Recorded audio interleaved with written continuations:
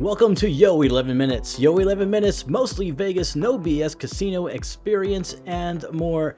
Today's episode 38, Season 2, Why Hotels Love Resort Fees. Michael Traeger is a casino and travel loyalty expert who also helps people turn their travel dreams into reality. And now, the host of the show, Michael Traeger. How's it going, Michael? I am doing great. Wow, episode 38. I am doing great. Episode 38. It's about the extent of my creativity for today. It's good. I mean, it rhymes, which is really good for not having much creativity today. So, I mean, you captioned a phrase which will capture the hearts of America. The hearts of America will be up in a incredible dynamic light show. Speaking of incredible dynamic light shows, it is time for the news and views. On Twitter, currently X, Cletus of Cobra shared a video of what appears to be Rio Las Vegas testing a new light pattern. The video shows Rio's towers lit up with color-changing RGB LED in a translucent pattern, changing from one color to another while scrolling in an upward direction. This new look is very visible from the strip and definitely helps Rio get a much-needed facelift, especially at night. No word yet on if this is the official light pattern. For those listening to the audio format, you might want to check out our video or go to X-user Cletus of Cobra, which sounds kind of cool, right? Like some character in some sort of a gladiator movie seeking revenge on his captors for killing his family. Who are you, peasant? I am Cletus. Cletus of Cobra. It's just... Okay, anyways, I'm getting off topic. Be sure to check out the video when you can. And that's going to do it for the news. And now for the views. Michael, what are your thoughts? My thoughts are that drones and light shows are things that excite me. So I am all for it. You better put a link in the show notes for that, though. That's pretty cool. I think it's awesome. Yeah, I will definitely be linking to the tweet that was posted by Cletus of Cobra.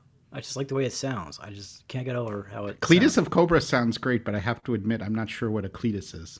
I know what cleats are. I know cleats are a certain type of athletic shoe that you wear with spikes in them for like baseball and shit. But I have no idea what a cletus is or cletus or cletus. Cletus of Cobra. Maybe he's like a health insurance representative for Cobra. Like when people get laid off and shit. I am Cletus of Cobra. I am here with your health insurance. So Cletus Spuckler was a Simpsons character. Okay. So maybe that has something to do with it. Perhaps it does. Or maybe it doesn't. What a tease. Cletus Cortland Cassidy is a supervillain appearing in American comic books published by Marvel Comics. I learn something new every day. You inspire me, Movestro. Look at this. I have no idea. I didn't even know that. But it could be Cletus. I think it's Cletus. Or Cleatus may refer to contents, people, religion, sports, other fields. God, this is interesting. Okay, well, cool. I learned something new today. Thank you. You're welcome. You know, just the fact that I bring you inspiration on an almost daily basis, that right there is the Movestro experience. Yeah, that one didn't make me laugh. That one didn't make me laugh that much. Actually, I will tell you, I was listening to most recent 500 today. I think I've brought them up once before, and I do love 500. And Tim said that he thought that Poppy Steak at FB was the most douchey steakhouse experience out there. And he was doing this whole comparison of like, if you crossed STK with this other steakhouse. And I thought it was just absolutely hysterical because he does not mince words about that. And I know the stuff with Poppy Steak with the people who come out like with like sparklers and the steaks and the knives, steak knives. You see, that's my challenge for the next month is always to bring steak knives into every single podcast. I will find a way. Find a way. Anyway, I just thought that was really funny and that made me laugh today. And I just had to say it because I just think that's sort of funny, and I think that would be a really funny future episode for us with Las Vegas if we did things like, if you crossed this with this, what would you get, right? I mean, so that would be sort of interesting. Anyway, that's all I got for you, but I just thought that was funny. All right, and now it is time for the tease.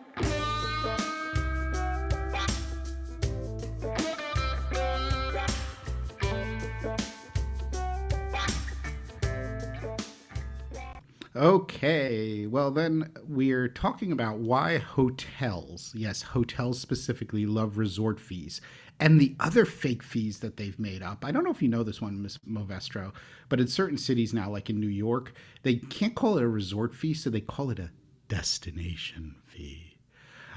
Which is really just another word for a resort fee when it's not a resort. So that's pretty tricky. Anyway, hotels love resort fees because it makes the hotel price look artificially low when you're searching, because most searches are queried towards what the base rate is. Just as a reminder, all hotel prices you have your base rate for a room, you've got taxes, you've got resort fees, and you have resort fee taxes.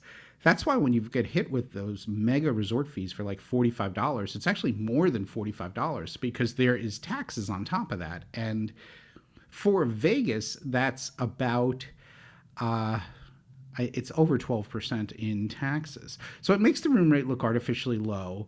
And another big reason, so for search, hotels like that, but it isn't. There's a commercial reason that isn't so much to do with the like quote bait and switch, because I know a lot of people out there think, oh, they're just doing this to get me to book this hotel room and then it'll be too late or I'll book it and I get stuck with this resort fee and I'm paying a lot more money than I thought I was going to book. But a big thing about it is that the hotels and resorts do not pay any commission on the resort fees. So when you look at examples of like Expedia or hotels.com or any of these hotel resellers, OTAs that have huge contracts and sell a huge number of rooms.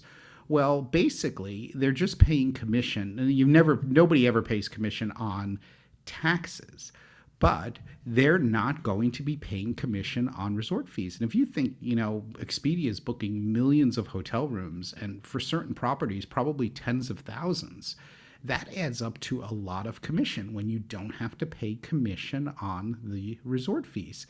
Also, that's the same for a regular travel agent and luxury travel advisor, people like me. You don't get commission on the resort fees. It also gives properties the opportunity to run promotions, making you think you're getting something when you're really not, like discounting the resort fee or removing the resort fee. I know Cosmo does a lot of promotions with casino rooms, even if they're not comp, where they'll give you the room for a certain price and they'll say, well, waive your resort fees. And also it's great for casino promotions and status holders because it's a perk that can be given out. And remember, when you give out perks like no resort fees because you're a diamond, you can also easily take those perks away. So hotels love that kind of thing. The thing that's loopy with casinos, of course, as we all know, is that people can actually get a $0 room, a comp room, and have to pay $45 plus tax resort fee on their, quote, free room, which makes me always feel that casino comp rooms should never have a resort fee because it's supposed to be a complimentary room. But of course, it allows casinos to make a little bit of extra cash off of the comp rooms if somebody doesn't have status or if that property does not waive resort fees. Or once again, it becomes one of those discretionary situations where now you need to ask your host or somebody at the casino after you've played, hey, will you waive my resort fees? And they have that, sort of wiggle room of it being optional or not. It's also interesting that a lot of award programs like Hyatt Awards and Hilton Award stays often have no resort fees if you book with points. And of course, that is sort of depressing to see a points booking with no resort fee, but to see resort fees on revenue changes. So the big, those are a lot of the reasons, but I think one of the big reasons is that they don't have to pay commission on the resort fees. A lot of people say, hey, what if the government outlawed resort fees? Do you think, the rates would go down? No, basically, I mean, I would personally love the government getting away from, doing something like that, even though I don't love the government doing something, because it would personally help me out, because it would raise the base rates on rooms, which would mean that the rooms that I do sell through luxury programs, I would get higher commission on. But I honestly don't think, I think hotels would just adjust, and they would just have to deal with the fact that they would be paying out more commission and not be able to not pay commission on resort fees. I do not believe that if resort fees disappeared by some incredible mandate by the government, that all of a sudden all the room rates would not go up. I really do think they would. So it's sort of a zero-sum game, unfortunately, for consumers. But there you have it. All right, now, do you think that the room rates would go up, or do you think that the prices that are displayed would just be the actual prices with the $45 included in the price? So let's say, it was like $80 before, and but then you get a night or something, and you had to pay that $45 resort fee. But since they can't have resort fees anymore, you think they would just display the actual price of, say, what, $125? You know what? I think in most instances, I would use the example if it was like $100 room and a $50 resort fee. So easy math. I would say that right now you see the base rate is $100, and then in small print this is how much the resort fee is, and this is how much the taxes are. I believe the base rate would start to display closer to $150.